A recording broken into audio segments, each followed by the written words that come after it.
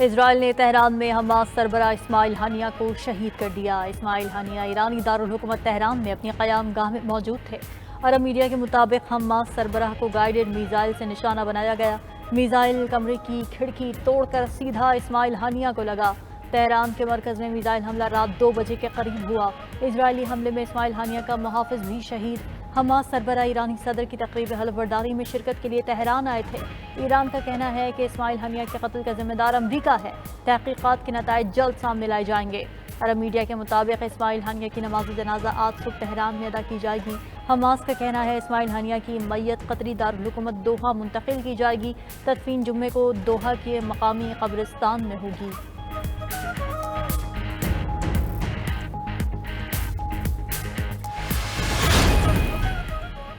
Hamas کا اسماعیل ہانیہ کی شہادت کا بدلہ لینے کا اعلان۔ حماس رہنما موسیٰ ابو مرزوق کا کہنا ہے اسماعیل ہانیہ پر حملے کی ذمہ داروں کو سزا دی جائے گی۔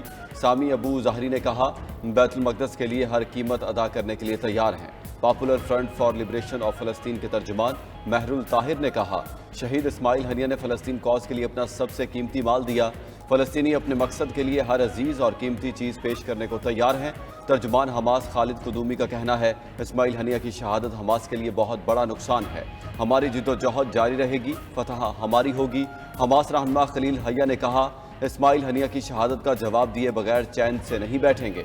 اسماعیل ہانیہ کی شہادت پر مقبوضہ بیت المقدس میں ہڑتال، فلسطینیوں نے اپنی دکانیں اور بازار بند رکھے۔ اسماعیل ہانیہ کی شہادت پر ایران میں 3 روزہ سوگ۔ ایرانی سپریم لیڈر کا جوابی کارروائی کرنے کا اعلان۔ آیت اللہ خامنائی کہتے ہیں اسماعیل ہانیہ کے قتل کا بدلہ لینا تہران کا فرض ہے۔ اسرائیل نے اپنے لیے سخت سزا کی بنیادیں فراہم کر دیں۔ ایرانی صدر مسعود پزشکیان نے کہا دہشت گردوں کو اپنے کیے پر پچھتانا پڑے گا۔ ایران اپنی سرزمین اور عزت کا دفاع کرے گا۔ کل اسماعیل ہانیہ کا فتح یاب ہاتھ میرے ہاتھ میں تھا، آج مجھے ان کی میت اور جنازے کو کندھا دینا ہے۔ قابضین کے خلاف مزاحمت اب پہلے سے زیادہ تیز ہوگی۔ ایرانی پاسداران انقلاب کا کہنا ہے کہ اسماعیل ہانیہ کے قتل کا سخت اور دردناک جواب دیا جائے گا۔ ایران اور مزاحمتی محاذ اس جرم کا جواب دیں گے۔ اسماعیل ہانیہ کی شہادت پر ایران میں انتقام کی علامت سرخ پرچم لہرا دیا گیا۔ شہادت والد کی آرزو تھی جو پوری ہو گئی، ہماری مزاحمت ختم نہیں ہوگی۔ اسماعیل ہانیہ کے بیٹے عبدالسلام ہانیہ کا والد کی شہادت پر رد عمل، کہا ہم اسرائیلی قبضے کے خلاف مسلسل جدوجہد کر رہے ہیں۔ قیادت کے قتل سے فلسطینی مزاحمت ختم نہیں ہوگی، آزادی کے حصول تک حماس مزاحمت جاری رکھے گی۔ میرے والد نے ہر روز اپنے آپ کو شہید تصور کیا، ہمیں اپنے والد پر فخر ہے اور ہمارا سر فخر سے بلند ہے۔ اسماعیل ہانیہ کی بہو کا کہنا ہے میرے سسر شہداء میں شامل ہو گئے، غم بہت بڑا ہے، آنکھیں اشکبار، دل غم زدہ ہے، خدا ہمیں بہتر حالات عطا کرے گا۔ خبر ایجنسی کے مطابق 7 اکتوبر سے اب تک ہانیہ خاندان کے 60 سے زائد افراد شہید ہو چکے ہیں۔ 10 اپریل کو ان کے 3 بیٹے اور 25 جون کو بہن کا پورا خاندان شہید ہوا۔ اسماعیل ہانیہ کی شہادت پر دنیا بھر سے شدید رد عمل۔ چین، ترکیہ، قطر، مصر، عراق، ملیشیا، سری لنکا کی شدید مذمت۔ یمن نے اسماعیل ہانیہ کی شہادت پر 3 روزہ سوگ کا اعلان کر دیا۔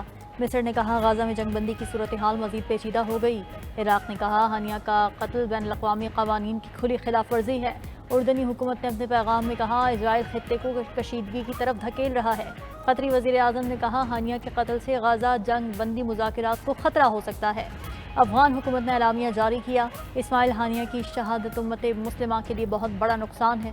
روسی وزارت خارجہ نے کہا حماس کے سیاسی سربراہ اسماعیل ہانیہ کا قتل مکمل طور پر ناقابل قبول ہے۔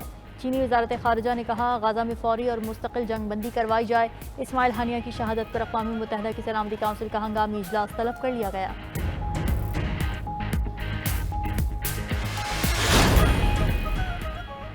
پاکستان کی حماس سربراہ اسماعیل ہانیہ کے قتل کی شدید مذمت، اسماعیل ہانیہ کے اہل خانہ اور فلسطینی عوام سے تعزیت کا اظہار۔ ترجمان دفتر خارجہ نے بیان میں کہا پاکستان ہر طرح کی دہشت گردی کی مذمت کرتا ہے، چاہے وہ ماورائے عدالت ہو یا ماورائے سرحد۔ خطے میں بڑھتی ہوئی اسرائیلی مہم جوئی پر گہری تشویش ہے۔ اسماعیل ہانیہ پر حملے کے وقت پر شدید حیرت ہے۔ حملہ اس وقت کیا گیا جب ایرانی صدر نے حلف اٹھایا۔ تقریب حلف برداری میں نائب وزیر اعظم اسحاق ڈار سمیت کئی غیر ملکی معززین موجود تھے۔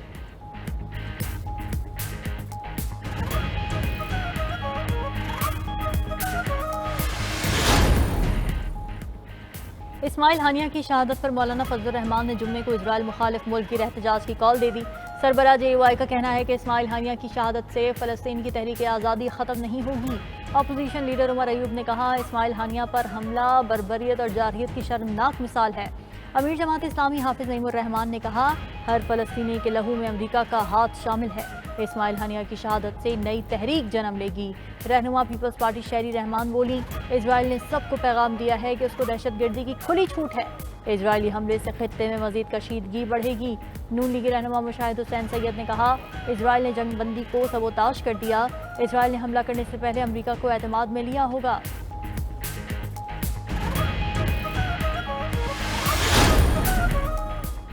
پاکستان بھر میں اسماعیل ہنیہ کی غائبانہ نماز جنازہ ادا، ہزاروں شہریوں کی شرکت۔ راولپنڈی میں غائبانہ نماز جنازہ لیاقت پارک میں ادا کی گئی۔ امیر جماعت اسلامی حافظ نعیم نے اسماعیل ہنیہ کی غائبانہ نماز جنازہ پڑھائی۔ لاہور، کراچی، پشاور، کوئٹہ میں غائبانہ نماز جنازہ کے اجتماعات۔ گجرانوالہ، حیدرآباد اور دیگر شہروں میں بھی غائبانہ نماز جنازہ ادا کی گئی۔ لاہور میں غائبانہ نماز جنازہ کی امامت حافظ ادریس نے کی۔ پشاور میں حیات آباد باغ ناران میں غائبانہ نماز جنازہ ادا کی گئی۔ کوئٹہ میں جماعت اسلامی کے صوبائی امیر مولانا عبدالحق ہاشمی نے غائبانہ نماز جنازہ پڑھائی۔ اسماعیل ہنیہ کے قتل پر حیدرآباد میں جماعت اسلامی کا کارکنوں کا احتجاج، اسرائیل کے خلاف نعرے بازی کی گئی۔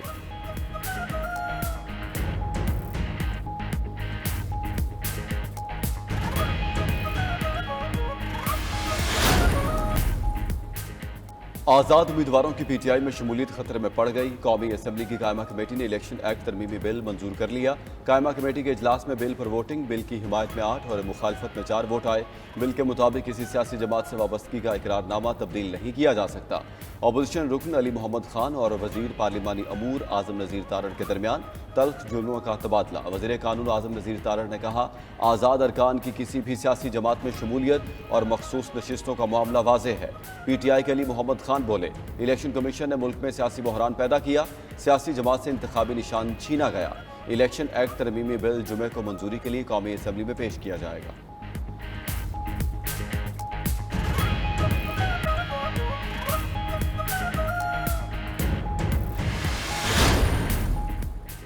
آئین اور قانون کی بالادستی کے بغیر پاکستان ترقی نہیں کر سکتا۔ اپوزیشن لیڈر عمر ایوب کہتے ہیں ہمارے سوشل میڈیا ٹیم کے ساتھیوں کو اٹھایا جا رہا ہے۔ فائر وال صحافیوں کے لیے خطرے کی گھنٹی ہے۔ Opposition leader Saint Shibli Faraz بولے ملک میں اندھیر نگری چوپٹ راج ہے، سپریم کورٹ کے فیصلے کو بدلنے کی کوشش کی جا رہی ہے۔ پیپلز پارٹی نے جمہوریت کا لبادہ اوڑھ رکھا ہے۔ مسلم لیگ نون نے ہمیشہ اپنے ذاتی مفادات کو ترجیح دی۔ اگر یہ سب کرنا ہے تو پارلیمنٹ کو بند کر کے مارشل لا لگا دیں۔ بیرسٹر علی ظفر بولے حکومت مخصوص نشستوں کے فیصلے کو ختم کرنا چاہتی ہے۔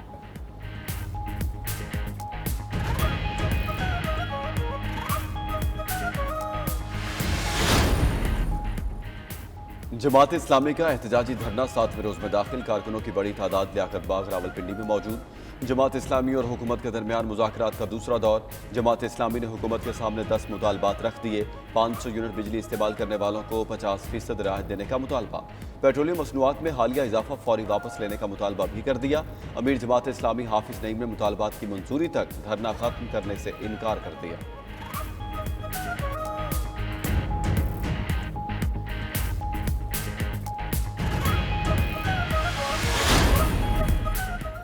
وزیر اعظم نے بجلی بلز کی ادائیگی کی مقررہ تاریخ میں 10 روز کی توسیع کرنے کی ہدایت کر دی۔ پاور ڈویژن کے اعلامیے کے مطابق جولائی اور اگست کے بلز کی ادائیگی کی مقررہ تاریخ میں 10 روز کی توسیع ہوگی۔ پاور ڈویژن نے تمام بجلی تقسیم کار کمپنیز کو احکامات جاری کر دیے۔ وزیر اعظم شہباز شریف نے بجلی صارفین کی مشکلات کے پیش نظر ہدایات جاری کی۔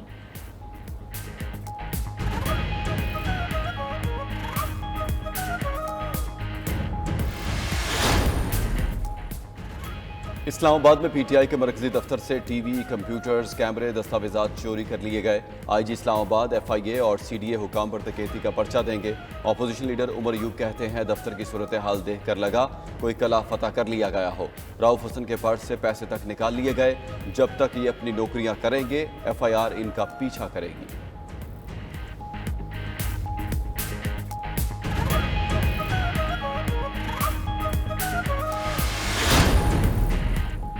تو तोशा खाना के तीसरे केस में बुशरा बीबी की गिरफ्तारी। साबिक खातून अव्वल ने लाहौर हाई कोर्ट में गिरफ्तारी गैर कानूनी करार देने के लिए दरख्वास्त दायर कर दी। मौक़िफ़ इख्तियार किया कि दरख्वास्त गुजार और उनके शौहर की इद्दत में निकाह केस और तोशा खाना केसेस में रिहाई हुई। तोशा खाना केस 3 में चेयरमैन नैब के वारंट के बगैर गिरफ्तार किया गया। गिरफ्तार करते वक्त खातीन एहलकारों ने तशद्दुद किया। सियासी बुनियादों पर इंतकाम के लिए केसेस बनाकर कैद में रखा जा रहा है। दूसरी तरफ तोशा खाना केस में बानी पीटीआई और बुशरा बीबी की गिरफ्तारी के खिलाफ दरखास्तों पर इस्लामाबाद हाई कोर्ट का नया बेंच तश्कील। जस्टिस मियां गुल हसन औरंगजेब और जस्टिस अरबाब मोहम्मद ताहिर आज समाअत करेंगे।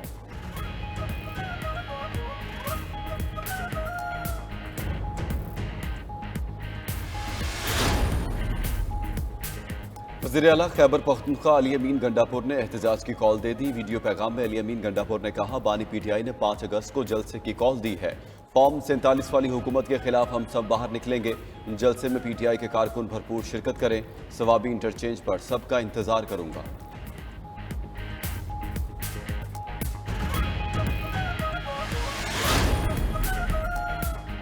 हम हुकूमत में नहीं, नून लीग से मजबूरी का अलायंस है। पीपल्स पार्टी नून लीग को सपोर्ट ना करती तो 3 माह बाद दोबारा इलेक्शन होते। गवर्नर पंजाब सरदार सलीम हैदर खान की फैसलाबाद में मीडिया से गुफ्तगू। कहा, मुल्की हालात मुश्किलात से दो चार हैं। इंतखाबात में किसी पार्टी के पास अक्सरियत नहीं थी। हम पंजाब में बड़े अच्छे तरीके से अपोजिशन कर रहे हैं। IPPs के मुआहिदों पर नजरसानी करना लीडरशिप का काम है।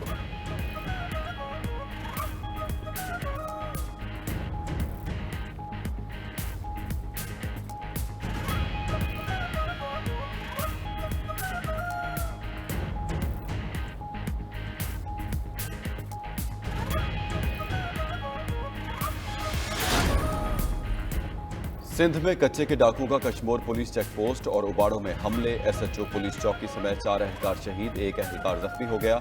सिंध और पंजाब पुलिस का डाकुओं को भरपूर जवाब। फायरिंग के तबादले में 4 डाकू हलाक और 6 जख्मी हो गए। घोड़की की तहसील उबाड़ों में डाकुओं ने घात लगाकर 3 पुलिस एहलकारों को कत्ल कर दिया। पुलिस एहलकारों को ड्यूटी पर जाते हुए निशाना बनाया गया।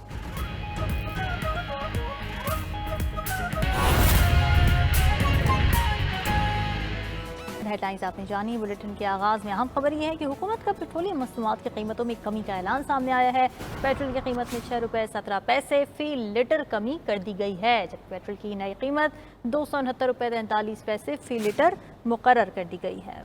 हाई स्पीड डीजल की कीमत में 10 रुपये 86 पैसे फी लीटर कमी। हाई स्पीड डीजल की नई कीमत 272 रुपये 77 पैसे फी लीटर मुकर्रर कर दी गई।